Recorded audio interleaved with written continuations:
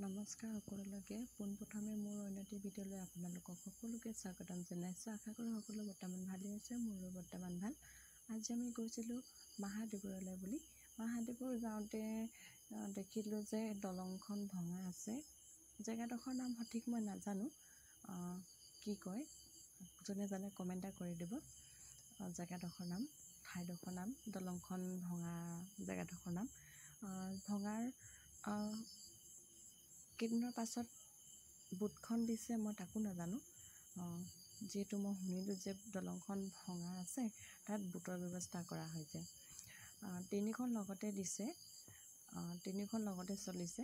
আমি এখনত গৈছোঁ আৰু যিখন বোটত আমি উঠিব লৈছোঁ সেইখন বোট অৱশ্যে মই প্ৰথমবাৰ দেখিছোঁ তেনেকুৱা বোট।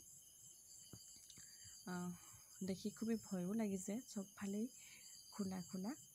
মই যিখন আগত ময়ো বোটত পাৰ হৈ পাইছোঁ, সেইখিনি বোট এইখন বোটৰ দৰে নহয়, এইখন বোট অলপ বেলেগ।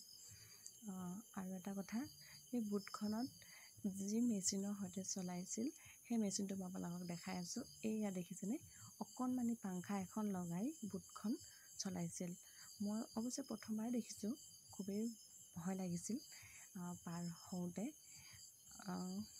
বহুতে কয় এনেকুৱা নদী পাৰ হওঁতে যি টি কথা ভাবিব নালাগে, কিন্তু মোৰ মনত বোটখন দেখি বেলেগ কিবা কিবি ভাৱহে মনলৈ আহিছিল। ভয়ো লাগিছিল পাৰ কৰিবলৈ।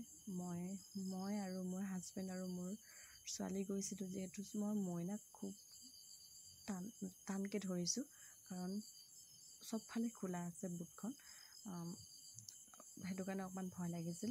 আৰু এইখন দলংখন দেখিছেনে, দলংখন ক'বলৈ গ'লে সোঁমাজ ভাঙিছে।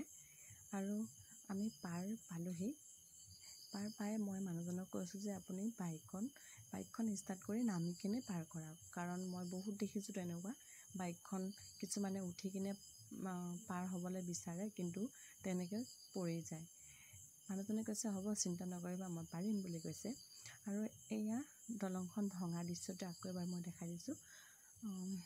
বহুতেই বেয়া লাগিছে, যিহেতু এইখন দলঙৰ ওপৰেদি আমি পাৰ হৈ আছিলোঁ।